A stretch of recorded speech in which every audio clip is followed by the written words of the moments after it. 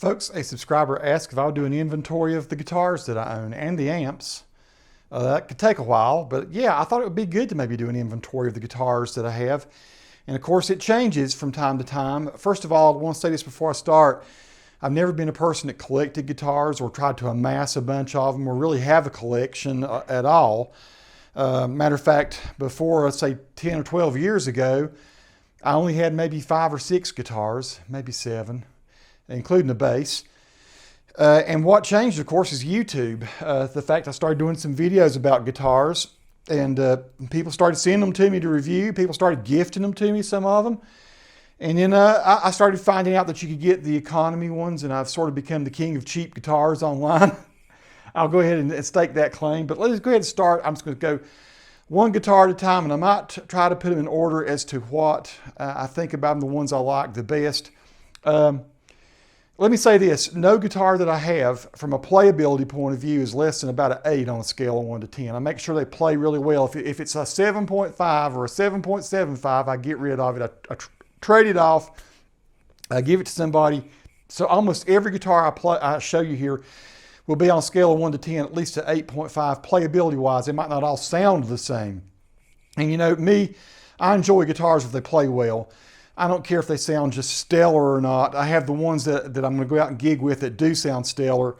And so I'll mention those as I go along. But all of these are fun to play, guitars that I love. And they're all keepers. There might be 1 or 2 here that I would give away. I've given away probably a dozen guitars over the years to either auctions or to friends or to family members that, you know, like to play. And so anyway, I'll start with this guitar. If you watch my channel, you've seen it before. This is the Made in Mexico Strat from about 1998 or 99, I believe. I think it was 98 when I bought this. Might have been 99. So this is my MIM, made in Mexico. It's called, I think, Midnight Wine was the color. Love this Strat. That's how it looks. Sweet guitar. Sounds great. This is one of the guitars that sound superlative. And the only thing, it's all stock except that I have got locking tuners that I put on maybe a couple years ago. It's not been that long that I put the locking tuners on here. I keep all the original tuners bagged up and get cataloged in case I ever want to make these things stock again. But this has been a fantastic standard Strat. So that's one of my go-to guitars. This guitar I find myself playing a lot lately. It has become one of my favorite guitars. It is awesome. It's the Ibanez Artcore AGS83B ATF, it says. It says 1203. Serial number S07120260. This guitar is not only beautiful, it plays fantastic, it sounds great, it's mellow, it's heavy, it's whatever you need it to be. It's beautiful front and back. I've done a video about it. Just a splendid guitar. One of my favorites right now. So this is from my semi-hollows. This is definitely one of my favorite guitars right now. The Ibanez, and this is the strangest, longest, hardest name. AGS83B. AGS83B. Okay, this has been my baby for a long time. This is the Ibanez Artcore AS93. AS93. I have an AS73. I'll show you that one after a while. But this is the first one. They have locking tuners. I've got hip shot tuners on the back of this one. This one is fantastic. I'll go ahead and tell you the serial number. It's good to say these serial numbers. This one is S070503, or excuse me, 0532. S07050532. A AS93 BLS. 1201 it says. I have no idea what that stands for. I don't think this was from 2001. I seem like I might have gotten this about 2005 or 2006. So of all my semi-hauls now, this may be my favorite. I'm just going to go ahead and say it plays fantastic, sounds great. To me, it's the equivalent of a 335. I mean, it's that close to one. It's just amazing. This one is a Washburn HB35S. HB35S, the S stands for sycamore. This is a guitar made of sycamore. It is beautiful. The flame on it is nice. It's just fantastic. It's got the original gold hardware on it. This one is made in Korea. Serial number S504260. This is just a killer playing and sounding guitar. I love this. It just feels like it feels like it was made for my hands. This guitar you've seen recently, this one is totally a keeper. I'll never give this guitar up unless I just am really super hard up. This is the Squier Stratocaster Floyd Rose. A lot of people talk down about cheap Floyd Roses. This one is a cheap guitar, but it's a fantastic guitar.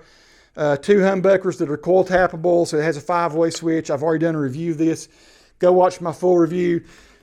This guitar is fantastic. I love the contour here on the back of it. The Floyd Rose stays in tune just splendidly. Now you have to balance these things out. It takes about a week, maybe a week and a half for the Floyd Rose to get really, I would say, balanced from playing it a whole lot. But once you get it locked in, it's great. This one, it does have the roasted maple neck. It's, as far as I know, the only guitar that I have that has roasted maple neck. This one is serial number CMCJ2. 00000055, crafted in China. It is a sweet machine, this one right here. This is the most recent Glary that I did a review of. So this is a Telecaster thin line. This one you can get for like 110 bucks, 119 bucks, something like that. Just a great guitar. I gotta say, I'm digging it. I have put Fender tuners on the back of it. So since I did the review, I have put some lock-in tuners on there. And I've got new strings on it, done a little bit of neck adjustment, and it just gets playing better and better and sounding better and better. For an ultra cheap guitar, this guitar is a keeper. I would say from a sound point of view, this is about an 8.2. From a playability, I've got it now where it's at least an 8.8. It is that good playing a little Telecaster, and it's just a ton of fun. And if you mess it up, so what? It's a $120 guitar. This is the first Glary that I purchased. This is another thin line. You've seen it in some of my videos, I'm sure. Has a strange little pattern on the back of it. But this has a great humbucker in the front, which has more output than the single coil in the back, which is kind of different. I've got this guitar dialed in really well. It plays great. Still have the original old cheap tuners on it. Might put the Fender tuners on this one as well. I'm trying to decide, which ones I really want to make the leap and put locking tuners on, but I did on that one the other day. I'm just totally digging it.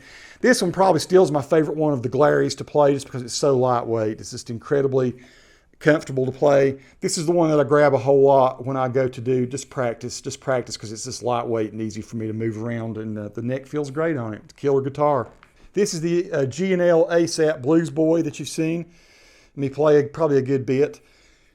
This is a real step-up type guitar. I mean, this one is like a thin line, but it's a little bit dirty right now. I've got a little bit of dust in the bridge plate here.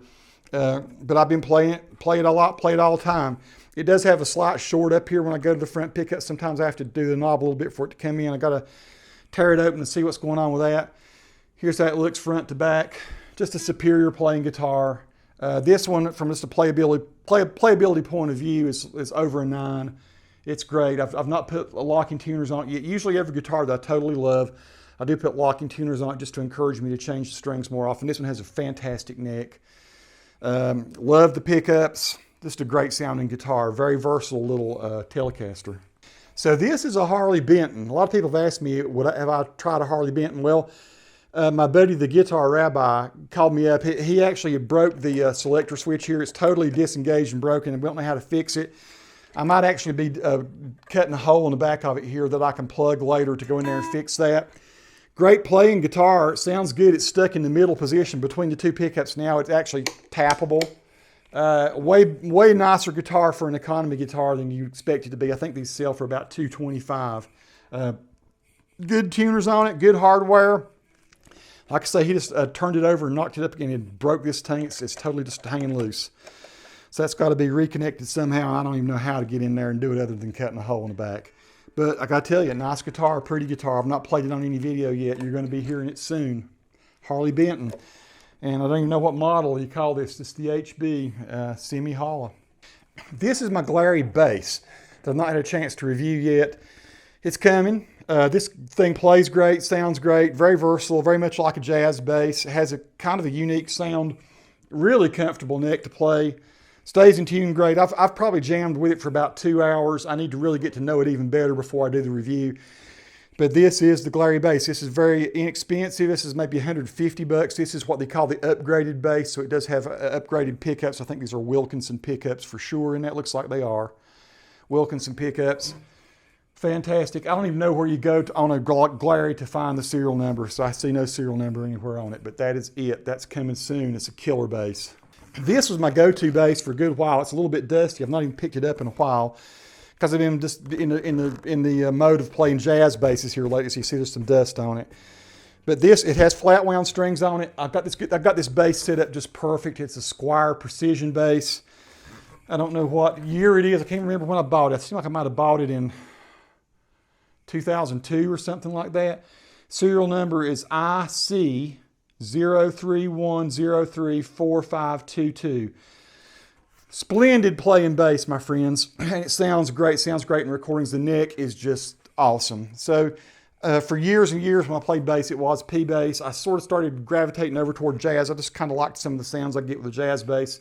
But this is my Squier P bass, and it is a killer bass, just top notch. This is the jazz bass that when I was playing in church a lot, this is the one I just eventually just kind of honestly, for the sound, it was less of a rocking kind of sound, more of a, I mean, I could get all kinds of different sounds out of this. But for church music, when I was playing at a church, I was playing in a big church and I was the bassist there for a while. It got to be just too much and I backed out. I resigned from that. But for about a year and a half, I played this bass every Sunday. Sounded fantastic in church, and it was a challenge doing all that church music. It changes keys a lot. It really put me through the paces, but I loved it. It was sort of orchestral type music that they would do. Didn't have a guitar, and they just wanted bass and piano and organ and no drums even. And so I laid down a lot of rhythm with this. Again, I've got flat wound strings. I love flat wounds on basses. So almost every bass that I get, I put flat wounds on it. This is a Squier serial number. Looks like NICS11175384. This one's made in Indonesia. This is my Hadeen bass ukulele. This thing sounds massive. When you hook it up to a bass amp like my Ampeg and crank it, it sounds like a big old stand-up bass. It is a splendid playing little bass, super cheap. They have the Calays. I couldn't afford the Calais back years ago, or Kala, however you say that. And so I went for the Hadeen, and I got to say, I've never turned back. I've never had any problem with this bass. It plays great. Sounds a lot of fun to play. I've played it live at a couple of gigs. I just took it and thrown it in a little gig bag, taking it with me, and I've ended up playing bass a lot of times and switched out with the bassist that we jam with a lot. Let him play guitar, and I play bass on this. Serial number on this one is 412-08760. The Hadeen. I'm trying to see what it's called. It's called a I don't know, just a Hadeen bass uke. It has pretty cool little controls and stuff up here too. It actually sounds really nice, and it's got a tuner built into it. This is my little Art and Lutherie practice guitar or travel guitar. Very short scale on it. I take this out with me whenever a lot of times when I'm going to overnight someplace. A lot of times when I go to Nikki's mom's and we visit, I take this with me. A great little guitar for just jamming, coming up with ideas. It plays really great. It's very compact. Does it sound great? Well, it just sounds like I'll play it in a video in the future. It's actually really quite nice little guitar for the fact that it's so small. And it projects better than you think it would. I mean, you can definitely entertain some people with it. I was going to see if it had a serial number or anything or a model. It says AMI, Almond, it says. 023097000766. Art and Lutherie by the fine people at Godin. Okay, folks, this is one of my favorite Telecasters. This is the Squier Classic Vibe 50s Tele, and it's just a whole lot of fun. It's a little heavy, but I love the way it sounds. It's definitely got the twangy sound, the classic Telecaster type sound. It's not a super expensive guitar. Fantastic neck, great fretwork. Cool vintage tuners. Everything about this guitar I like. It's maybe my third favorite Tele right now. I don't know. It's hard for me to describe which ones I like the best. I definitely like a Tele that's a little lighter, and this one is a heavy Tele. It's made out of pine, but I got to say it has a place in my heart. I love this guitar. This one is, I'll say serial number CGS1715742. This one is crafted in China. Okay, here's my baby. This is the one that definitely, if there was a fire in the house, this one would be going out, the first one. It and an acoustic guitar I'm going to show you in a little while. This is my 1989 American standard Telecaster. And this guitar has been with me through thick and thin. It plays fantastic. I've never played a Tele that plays any better. I have put Fender locking tuners on the back of it. That's the only thing I've done to alter it. The pickups sound great. Stays in tune, fantastic. It is a workhorse. I've just killed it with this guitar over the years. It's got a lot of dings on it. I have absolutely just enjoyed so much playing this guitar. So this is my #1 Telecaster, maybe my #1 electric guitar. This is the baby that I couldn't do without, and just love it. Just love everything about it. It was just it's a keeper from the get-go. That's it, people. This is what I'm about. Okay, so I bought this Strat. This is a deluxe player Strat back in, I think, 2010. And this has been one of my go-to guitars for a while. I just bought it because I wanted to have the noiseless pickups, and I just fell in love with this Strat. For a long time, I did not particularly like the way it played, but I did a good bit of work on it, got patient with it, did some neck adjustment, did some adjusting and back here on the bridge, and the more and more I played it, and the more I broke it in, the more it became one of my favorite Stratocasters. So there you go. This is one that's, I guess, made in Mexico as well. MZ9530166. Again, I'm sure it's made in Mexico. Like I say, got it in 2010. Don't know if it's a 2009 or a 2010, but it sounds great. 5-way selector switch. Plus you got the little button here so you can do some additional funky things with the tone. Got a trim that stays in tune really well. Got the gold hardware. That is a nice Strat. It's my #2 Strat, probably after the made in Mexico Heapin' Helpin' Strat that I call the one that's Midnight Wine. So this is my second favorite Strat. I totally love it though. It's a keeper. So this is a player's Telecaster, and made in China. This one, serial number CGF1506651. I fell in love with this one when I was playing it in Asheville, the Guitar Center in Asheville. I just played it, loved everything about it. Love the fact it's got the humbucker that you can coil tap in the back here. It plays great. It's not overly heavy. Has a nice belly cut and all in the back. Beautiful piece of wood. I think, again, this is probably still pine. Just love it. Love the way it plays. Love the maple fretboard. It's a nice combination with the Strat pickup in the middle if you want to get some really cool tones between the Strat pickup and the Tele here, or this here. It's just a splendid guitar, and a lot of interesting, unique tones that you wouldn't typically get out of a Telecaster with this one. So this is, again, one of my very favorite guitars to play. I love it. Friends, this is the only Gibson in my collection. This one is a genuine Gibson. This is a Les Paul Studio. I got this in 2008 or 9. It may be a 2008, or it might be a 2007. I'll give you the serial number. It is 005670548. Made in USA.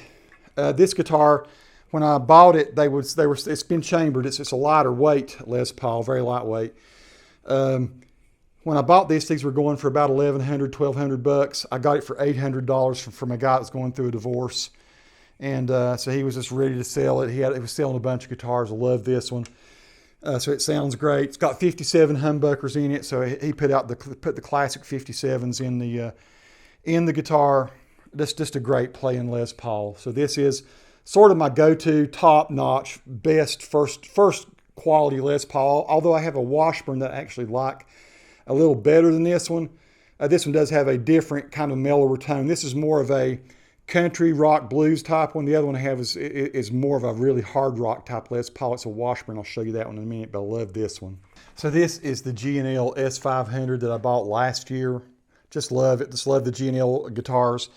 This is the second one I bought. I liked my Blues Boy so much, the ASAT, that I said, well, I got to try the Strat in this. And so I don't have the whammy bar on there now, but what a fantastic bridge it has. Again, just fantastic pickups. Push-pull coil tap on this right here so I can get some really unique, cool sounds. Just a fast-playing guitar. I love everything about it. I am probably going to put locking tuners on this one. I've not done so yet. But that is it. Oh, look at this. I've not even pulled the plastic off this. I didn't even realize there's plastic still on there. Wow. But I love, love, love this S500. This is probably my second or third place Strat. I don't know, maybe equal to the other one, the Player Strat. Maybe even more versatile. I think probably it is. I love the adjustable pole pieces. I won't go on about it. You can see my review if you want to.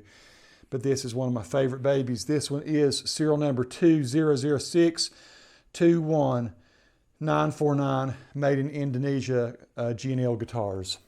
So no doubt the most versatile guitar that I have. If you've not played a Variax, you ought to. They really are great. This one is a James Tyler Variax JTV59. This is one of the more expensive guitars that I have. I've still not even cracked the surface of what all I can do with this guitar. I did put locking tuners on it because I knew this is one I'd be playing a lot.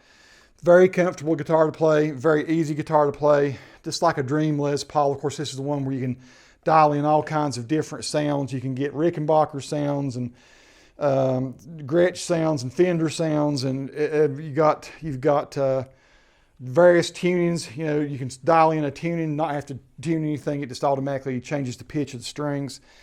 Two really great humbuckers in it. I love this guitar. I've not gigged with it yet. I've still been just, with the pandemic going on, I haven't been gigging anyway. But soon, very soon, I'll be doing that. On the back, you see you've got a battery compartment back here where you put the batteries in. A lot of electronics in this. A lot of signal processing. When you use it with a Helix, you can have the Helix change the patches on there, change the tunings for you. So much I still got to learn about this guitar, but this is one of my favorite guitars, Les Paul type guitar, and this is the James Tyler Variax JTV59. Serial number W171000387, crafted in Korea. Friends, this guitar has a very special place in my collection. This is one I'll never let go of. This is a Washburn WP50. They call it the Lawsuit Les Paul. I've done a video about it.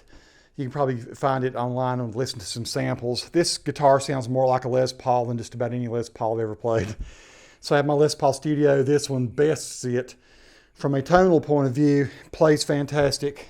It's set up awesome. The only thing that's wrong with it is I did break a knob off of it when I was gigging one time. Had it on a stand, kind of low to the ground, and stepped backward in a moment of craziness of playing a Strat.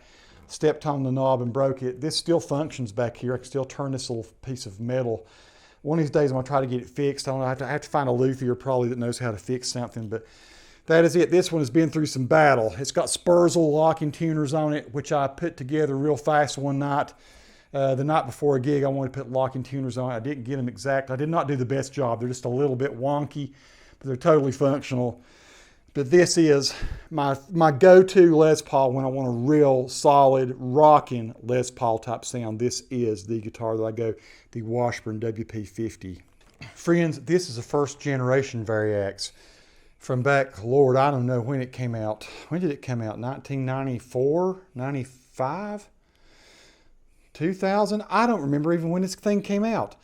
All I know is I got it used. It's probably about 3 years old when I bought it. Got it off of eBay. This one is crafted in Korea, a serial number 03070529. This one is just as good as the other one that I have, only it's not as feature rich and doesn't have actual pickups in it. You see there's no pickups on here. Everything is done by the piazzos, however you say it. Actually a real comfortable playing guitar. It has a chunkier neck than some people used to fuss about that. I've never had a problem with it. It felt like a Les Paul neck to me when I played it.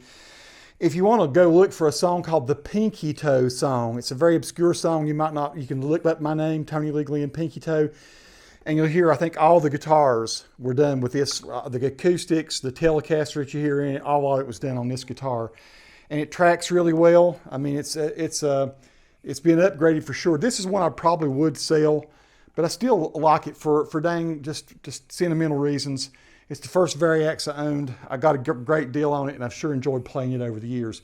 But this is, I upgraded from this to the James Tyler Variax. Here is the cheapest guitar in my entire collection, maybe, I think it is. This is one of the ultra cheap, like $89 Glarys. I've got it set up to play really good. You may have seen me do a video on using the Spark called the ultra cheap guitar played through a Spark. It sounds great. It sounds like a Telecaster. It's a little thin on this back pickup back here. It's what you might expect from an economy guitar, but I've got it set up good. It plays great. It's a great practice guitar. This is one that I would just say is it's just absolutely a practice guitar. It's one that I take around with me when I'm going up to my mom's to spend the night. I take it so I can just work on my chops, and it plays fantastic. Like I say, no guitar that I have is less than an 8 as far as playability goes. 8.5 most of them. And I work on them to make sure they play really, really well and to keep the necks set just the right amount of relief and just the right string height and then the intonation. So I'm really pretty good at doing that sort of thing. So that's the Glarry ultra cheap GTL, I think it's called, and they don't put a serial number anywhere on them. Friends, when I was in college, I did go through a period where I tried to learn classical guitar. And so I don't think this is the guitar that I had when I was in college. I think maybe I sold that one. I think I got this one several years later, probably somewhere along in 1989 or so, I think. This is a Yamaha CG130. This one is made in China. This one goes a long way back. I don't know if I see a serial number on it anywhere. But this is a guitar that spent a lot of time. You know, if you're a Rush fan, you're going to want to try to learn some classical guitar. And so there was a time when I really had some pieces down pretty tight. Gavotte in A minor by Bach. I used to do Boire, of course a lot of people do that. I would do Rush type things like Brunsbane, if you've ever listened to their live album, and The Trees.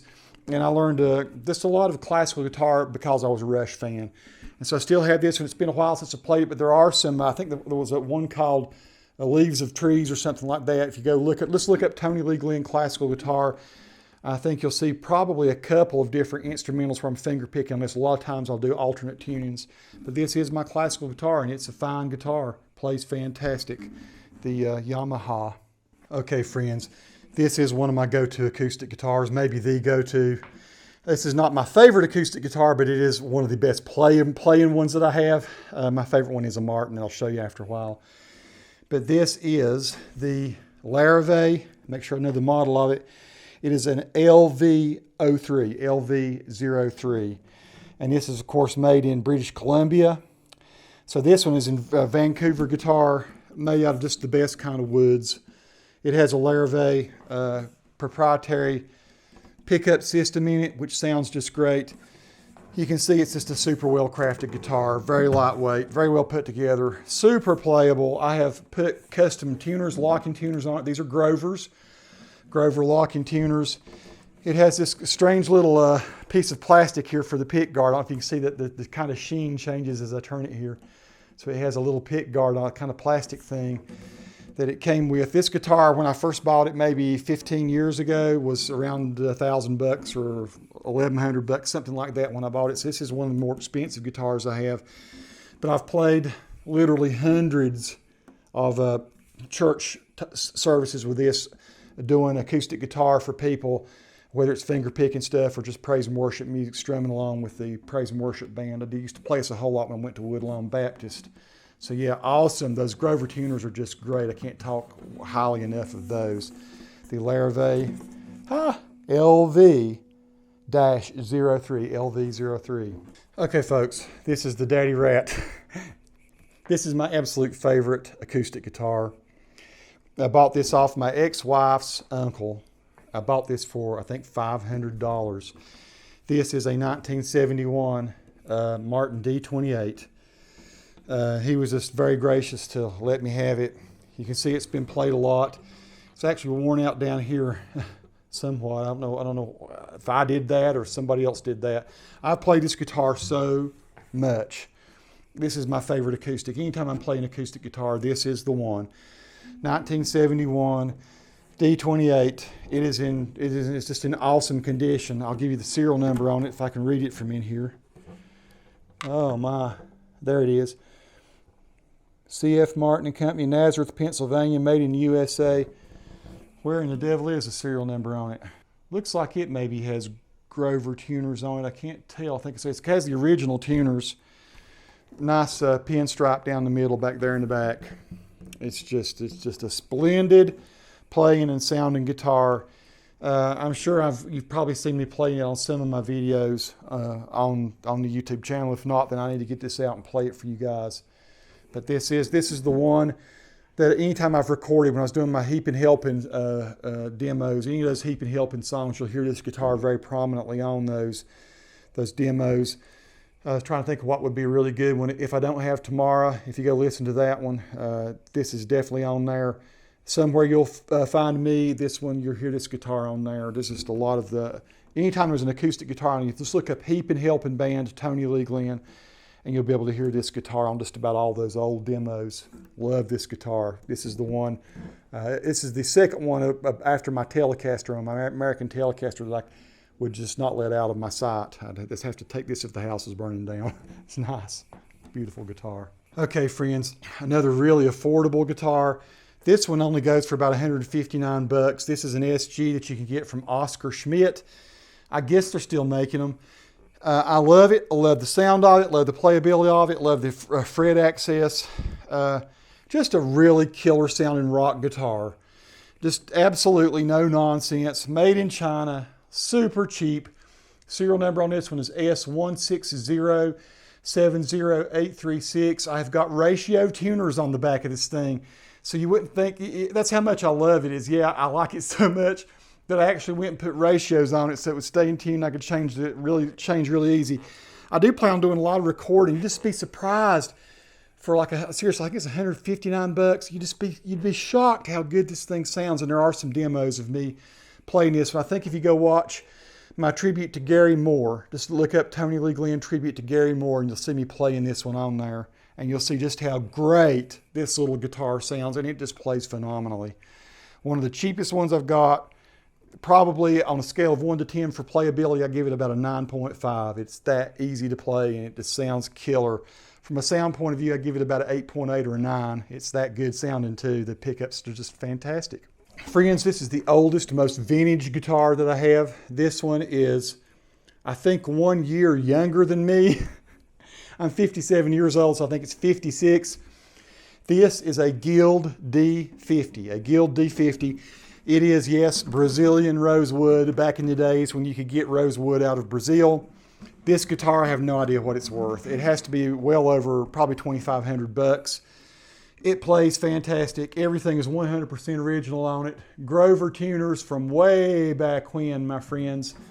You don't see those very often anymore. This guitar sounds fantastic. It is my second favorite acoustic guitar. It sounds really great. It doesn't play as good as the Martin, but it still plays great. I would say my Martin guitar plays about a 9.4. On a scale of 10, this plays about a 9. It's just always been just a little more of a fight with this guitar. But boy, nothing beats the sound of this guitar. It's got this incredible vintage sound. It's just such a seasoned guitar. This one it's a D50, and the serial number is AL131. Guild Guitars, Hoboken, New Jersey, USA. Good old American built Guild D50. Check it out, folks. You just don't see too many of them, and that one's, it's really in fantastic shape. Friends, Ibanez AX120. You may have recently seen my reviews of this guitar. This guitar is fantastic. Another super affordable guitar. Love the way it's crafted, the way it plays back here. Super good access to the upper frets. One of my favorite SG-type guitars. This is only one of 2 SG-type guitars that I have, but boy, it plays great. You may have seen me playing it on some of the Knuckleheads live videos that we did a few weeks back. So I just love it. Nice humbucking sound. Super playable, awesome price. You can get these for like 200 bucks. And you just can't beat it. Stays in tune great. This is probably one I will put locking tuners on at some point. I like it that much. Serial number is 5A2010000867, made in China. That's a sticker that's on there. You hate to think that could be just pulled right off, but it could be. But boy, fine playing little guitar, and it's a beauty. It just feels so awesome. I love the neck on this thing. Really good sounding pickups too. Friends, this is a great playing little Tele-style guitar. This is a Peavey from, Lord, when did I buy this? I'm thinking around 2005, 2006, somewhere along in there. Very well crafted guitar. Plays great, has some unique sounds, has the humbucker back here, has the coil tap switch again. It actually goes beyond that. It has a piezo pickup in there. You can get acoustic sounds with this. Humbucker in here, a Strat type pickup there. Fantastic tuners, no reason to ever change those out. Serial number 030600462. Trying to see where it was made. You got a 5 bolts in the back here, string through body. You got active thing here for, I guess, for the acoustic pickup. You have to put a battery in there. That's just a tremendous sounding, playing guitar. If you want to hear this one, I've done a demo for PG Music Band in a Box. Look for Tony Lee Glenn Band in a Box, PG Music, and you'll hear me playing this on one of my demos for PG Music. They actually gave me a free subscription to PG Music for that 1 year for doing that video. And this is the guitar that I played on it. You'll see just how versatile this one is. I don't play it as much as I used to. Don't know why. This should be one that's out here that I'm just playing all the time. It is just a great sounding and unique guitar that plays really, really well. I'm trying to remember, what is the model of this? It's the EXP. It's called a Peavey EXP. Says Generation Custom. I don't know exactly where it's made, but boy, it sure does play good. It's been a great guitar, and I've gigged with it maybe 4 or 5 times. I've not really played out with it a whole lot, but I remember one time I went out and played with it, and some people came up to me and said, "Tony, it's the best your guitar's ever sounded," playing this through a Peavey amp. So friends, bought this one for a steal in Asheville. This is my AS73. It's kind of a downgrade from the AS93 that I showed you earlier, but boy, does it sound great, play great. I have put locking tuners on the back of it. Those are hip shots. I moved the string thing from here to here, and it hasn't bothered. It never has. It's stronger than you think it would be. A lot of people tell you don't to put one here, but I like mine there. I usually play this one across my lap because I've been practicing going through Mickey Baker chord books, trying to learn my jazz chords. And whenever I try to play jazz, I just like playing this one. I've got flat wound strings on it. For some reason, I just gravitate toward this guitar when I'm trying to do some jazz stuff. So that is the AS73. I bought it in Nashville, I think $320 or something. It was a used guitar, but it was barely used. It's in beautiful, beautiful shape. Serial number S15010706, made in China. Friends, this is one from the 80s. I bought this guitar, I think, in 1988 or 87, maybe 87. Bought it in Burlington, North Carolina. This is the Ibanez Roadstar. This is the Ibanez Roadstar 2. If you've ever seen Back to the Future, Michael J. Fox plays this exact same guitar, only in a different color, when he's auditioning in front of Huey Lewis and the News, right at the beginning of the movie. So this is a guitar that I played a lot of rock when I was still playing in hair bands. I still had sort of long hair.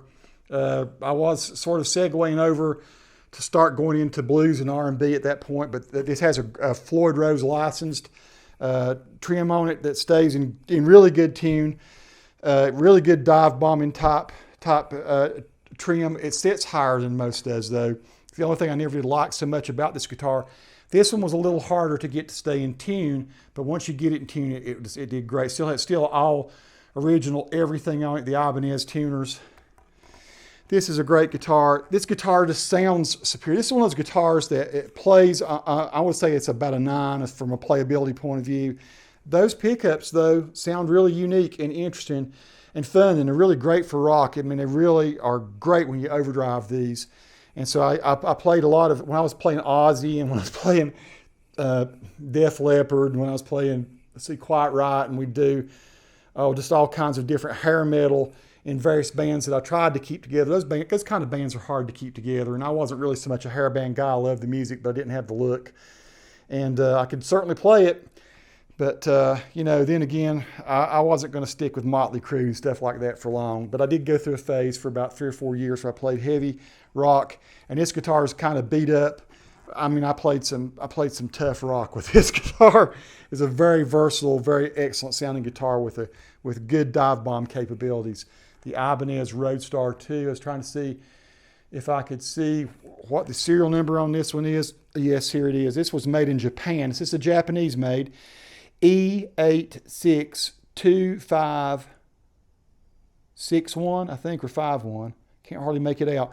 I have worn it off so much on the back. I can't believe I've worn that off from my belt buckles and stuff. But this is a made in Japan Ibanez Roadstar 2. Killer, killer guitar. Friends, this is a Delta King by Oscar Schmidt. Boy, it's a little dusty. It's kind of dusty up here top. Been a while since I've played it. I've neglected it a little bit since I've started getting these ARC core guitars and stuff. Great sounding guitar though. If you want to go listen for Tony or watch YouTube, Tony Lee Glenn Delta Blues. I think it's called Delta King Blues or something like that.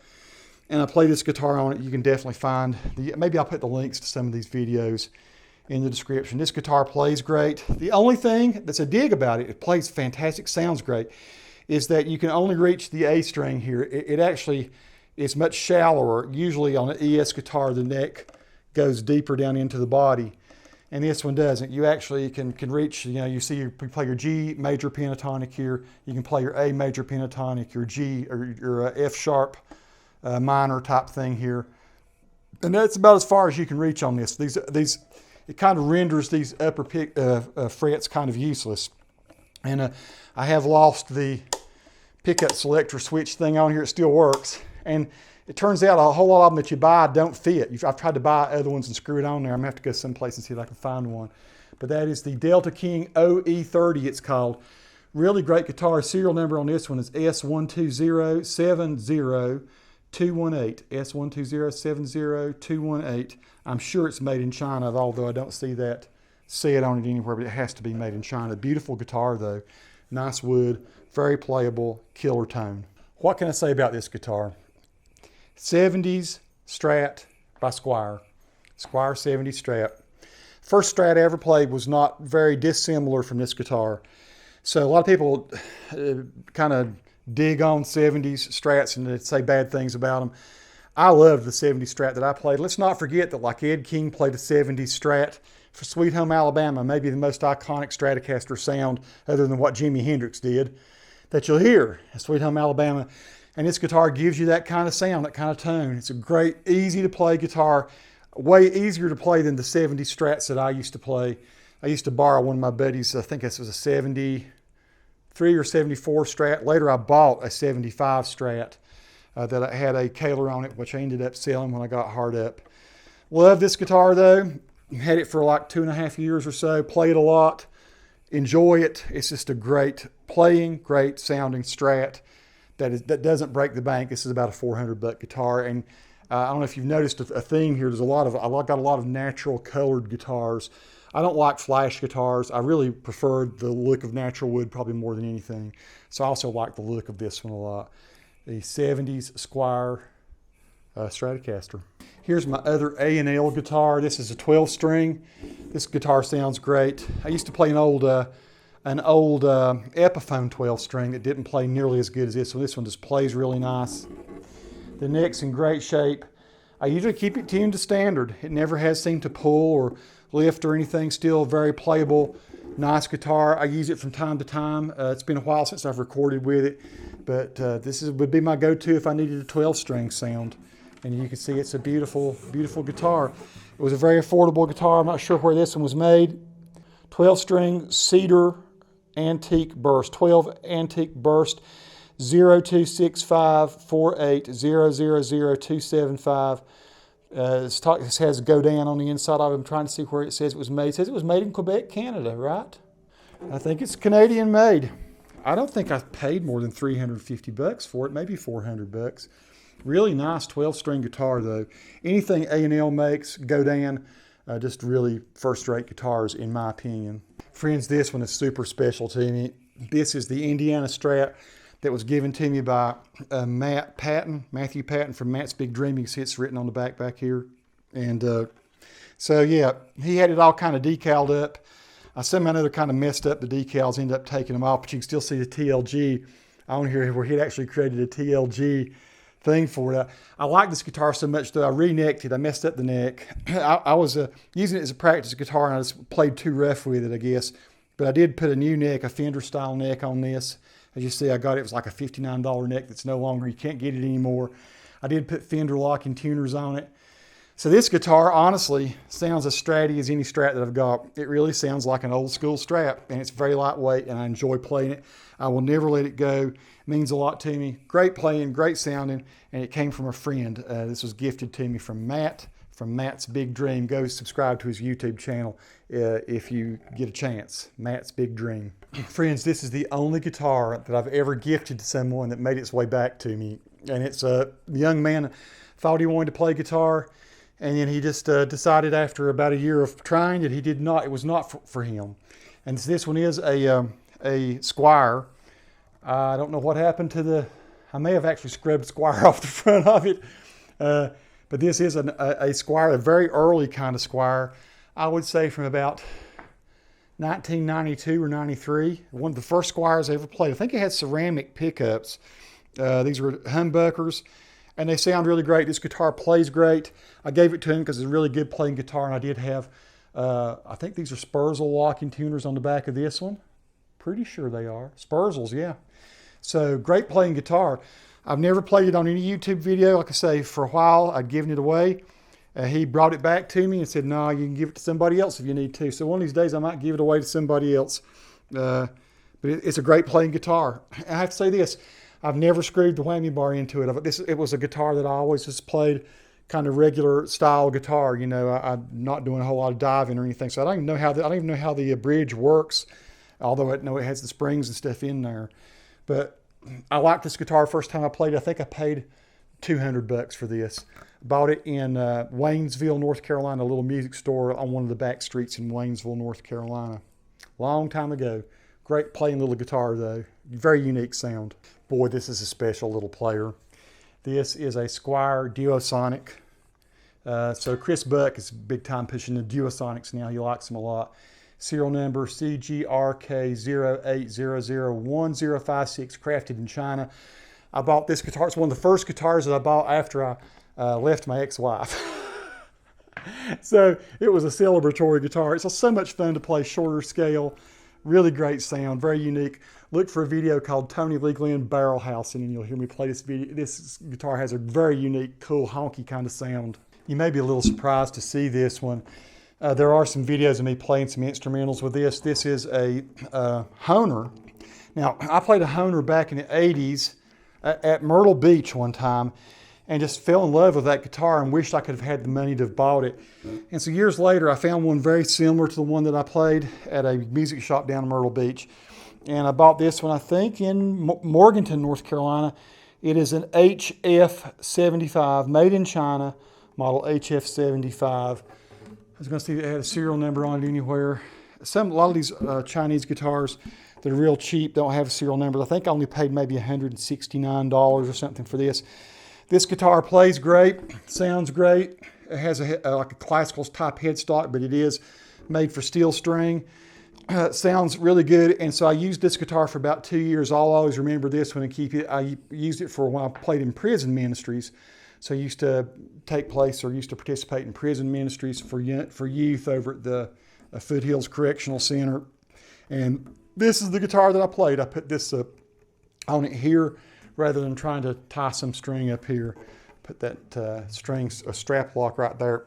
And you see there are some GoPro mounts attached to it, top and bottom. So I've done some instrumentals with this guitar. You can go see those where I've got a couple of GoPros mounted. I'll try to put the links in the description. Hohner HF75, really nice acoustic guitar. Lots of fun to play, very playable. Somewhere there's a video that exists of me playing this guitar. This is a 7-string Ibanez. It says AW. I'm not sure what exactly the model is. Doesn't have anything inside the hole, but it just says AW on it. I'm trying to see, does it have a serial number anywhere? Has gold hardware. Actually Grover tuners, 7-string. Nice. It says prefix, prefix plus electronics in it. It's been forever since, it's a Fishman. Okay, wow. So it's been forever since I've played this. If anyone would like to hear me play it, there's one song that I wrote on it, and I played it at a Baptist church. It's a gospel song. And I used that low string that I had it tuned to C, I guess. I think I had it tuned to C. It was a song that's in the key of C. It may actually still be tuned that way, I don't know. I'm not going to try playing it. I've not tuned it up. I have not played this guitar in 10 years. Very seldom ever get it out of the case. It's one of those things that it's very unique to have a 7-string acoustic, and there are lots of different tuning possibilities there because of that. And one of these days I thought I would do some more music with this guitar. Grover Tuners, beautiful guitar. I'm trying to remember what I paid for it. It might have been something like $500. I bought it used, and splendid guitar. You plug your cord, of course, in there. Fishman, Prefix Plus. It's got balance, control, bass, contour, brilliant, treble, contour, bass, frequency, notch type thing. No tune or anything into it. So that's it, folks. I think that's every guitar that I own. Except for there's one that, if I can find it over here, this one's a little dusty. It's been a long time since I've played it.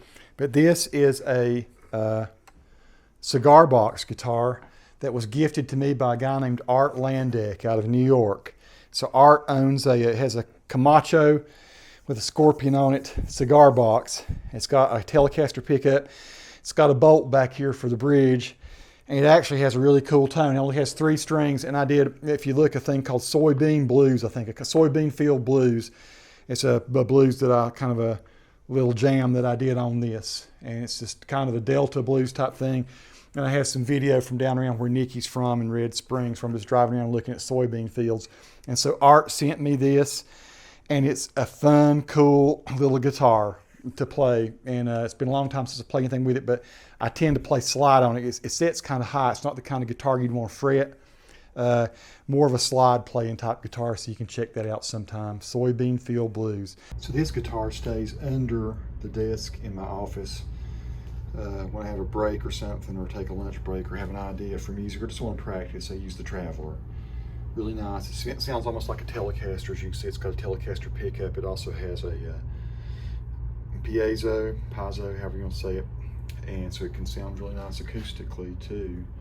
You can see the little fretwire there, or the fingerboard, where I've played this thing. But ugly. It stays in tune good though. Sounds really good through an amp, really. But it's just my practice guitar. This is like the ultimate, very small, not very big at all, super lightweight practice guitar. There's that one. And a quick look at the back of the Traveler. So you can see how it's strung and everything. Of course, it folds up and fits into a very small case. Looks like something you'd carry a gun in, but it's very much a guitar. You got your truss rod adjustment right here on this end. Crazy little guitar. Very cool. Love it. Friends, I've got to admit, I had absolutely no idea that I owned that many guitars. That's crazy to think that I'd kind of lost track of, honestly, the inventory. I mean, I play all those guitars from time to time. They don't just languish. I just don't keep them all in the same place. I did not know I had, I think, 46 guitars. So 3 guitars that were not included in the video are the 2 Groats that I own. I own the Groat semi-hollow Telecaster, and I own the Groat P90. Has P90s, it's an ES335 type guitar. Those are on loan right now to my buddy Lee Setzer, who lets me, we trade gear around and kind of do reviews and stuff of it. So he was evaluating those 2 guitars. The other guitar that I still have, but it's kind of buried in the back of a closet right now that Nikki's got a bunch of stuff packed around. I can't really get to it. And it is my jumbo body Alvarez that I used I use it for a lot of things. And it's on a lot of the Heap and Helping videos as well. I got it in Branson, Missouri. Gosh, it would have been about 1994 that I got that guitar. So it's been a great guitar. It sounds good. Go listen to the video, watch the video with that one. I think it's called To See the Good. Is one of the videos that I've used that guitar on. And folks, with that, I think that wraps up every guitar that I have in my collection. It's more than I thought. Honestly, it's worn me out to do this. So yeah, there's a lot of people will say my collection is crap. I have to tell you, every guitar I've got plays really good. It has a place in my heart. They all sound very good. Some of them better than others. They all play well though. That's the main thing. And every single one of them is just a blast to play. Any guitar that's not, I give it up, or I donate it for an auction or something like that. And of course, some of my better playing guitars I have given away. I've given away an OE20. I gave away a Sunfield Soul, which was a really nice Les Paul. I gave away my Groat to my cousin. He was a great guitar player. And thanks for him helping me out. I gave away my first Groat that I got at Semi Hall. I've just given away a bunch of different guitars over the years. But the ones I've got here, mostly I think I'm going to hold on to. So hopefully that's been fun to watch. The same subscriber that asked me to do this asked me to show my amps. That'll be a second video. Maybe I'll do that one next week. If you'd like to hear any of these guitars, if there are any of them that I've not featured in a video before and you'd like to hear it, let me know. And I'll certainly play one for you through either a Vox amp or a Fender amp or a Ampeg or a Boss Katana or a Peavey. I've actually got a Peavey old Viper out there. I'll be going through all these amps in a future video. But yeah, I had absolutely no idea I had that many guitars. I have all the guitars I could possibly ever want, ever need. I do not need any more guitars. I need to continually remind myself of that fact. And yeah, crazy. It took a subscriber asking me how many I had to honestly sit down and start figuring it out. And I've given away so many, it's unreal. If I had all the guitars that I've ever owned, I probably would have owned 70 guitars, very possibly. Just like I say, given some away, sold some when hard times hit. Some of them, you know, just over time, just outgrew them. That's a whole nother issue, or a whole nother video maybe, is the guitars that I've given up over the years and what I thought of those guitars and what place they had in my little heart and my mind as I've made my musical journey through this world. But anyway, hope you enjoyed this, if you stuck with me this long. And listen, I'm going to put in the links in the description, links to various videos that show these various guitars. I'll give you the inventory of those guitars in the description and links to videos so you can see how they sound. Peace to all who watch. Subscribe to the channel if you like.